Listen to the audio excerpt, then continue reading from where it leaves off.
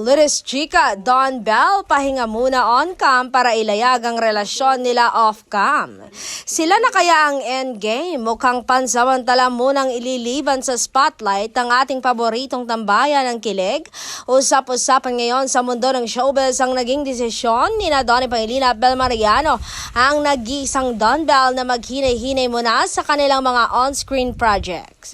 Ayon sa mga bulong-bulungan sa industriya, ito raw ang perpektong panahon para mas mapagpatibay pa at mailayag pa ang kanilang totoong samahan sa likod ng mga kamera. Bagamat labis na nalulungkot ang naglalakihang fandom ng dalawa, marami rin ang sumusuporta sa desisyong ito dahil naniniwala silang karapat-dapat lang na alagaan ng dalawa ang kanilang totoong nararamdaman ng malayo sa mapanuring mata ng publiko at ingay ng social media.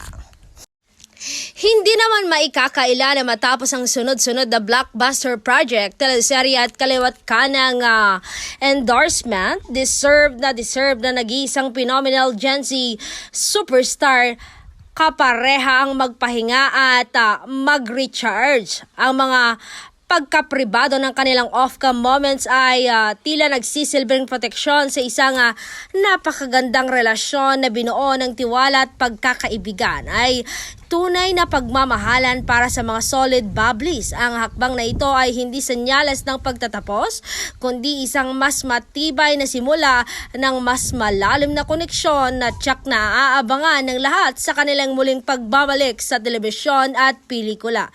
Ang ganitong uri ng pagpapahalaga sa pundasyon ng relasyon at personal na kapakanan ay nagpapakita lamang na maturity at tamang direksyon sa buhay. Kagaya na lamang ng isang pamilya, bago maging magtagumpay sa labas, kinakailangan mo nang siguruhin na maayos, matatag at protektado ang mismong tahanan. Sa malawakang anggulo, ang ganitong klaseng dedikasyon sa pag-aalaga at pagpapatibay ng pundasyon ay masasalamin din natin sa pamamalakad ng ating pamahalaan, kung saan ang kapakanan ng bawat Pilipino ang siyang sentro ng bawat plano at hakbang.